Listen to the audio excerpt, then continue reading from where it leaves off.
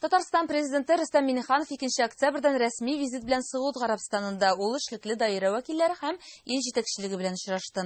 Бердә Татарстан Республикасы белән Ислам хезмәттәшлеге оешмасы арасындагы элемтәләрне үстерү турында сөйләшәләр. Моннан тыш Сауд Гарәбстаны короле Абдалла бен Абделазиз чакыруы буенча Татарстан президентының изге урыннарга баруы да каралган. Бүген хиҗри ел агышы Зөлхиҗҗә аеның 9-нчы көнендә хаҗ кылучы мөселманнар Гарәфәдә басып туру йоласын үти. Изге урыннарда хезмәттәшебез Ләйсирә Фазлыева эшли. Ләйсирә, нинди яңалыклар бар? Хәерле кич, хөрмәтле коллегалар, хәерле кич мөхтәрәм телевизор караучыларга. Таләп буенча мөселманнар Гарәфә түзәнлегенә өйлә намазына кадәр килеп җитәргә тиеш иде. Татарстанлылар соңга калмады, без биредә иртәннән үк. Моңа кадәр буш торган Мәккә янындагы Мина, Мөздәлифә, Гарәфәт җирлекләре халык белән тулды.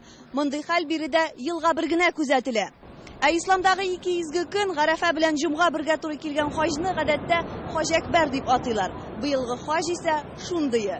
Илә вакыты керү белән хаҗның кульминацион өлеше Гарәфәдә туру башланды.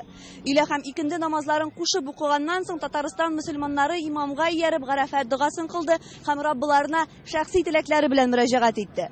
Хәзерге вакытта безнең кардәшләребезнең күпчелек өлеше Мөздәлифәгә күченде. Иртәгә Курбан бәйрәме, әмма хаҗ кылучылар Курбан гаете намазын укымый, ә кояш чыкканнан соң шайтанга таш атырга китә. Бу 3 көн дәвам итәчәк. Аннары таваф ифада һәм саубуллашу тавафы гамәлләре.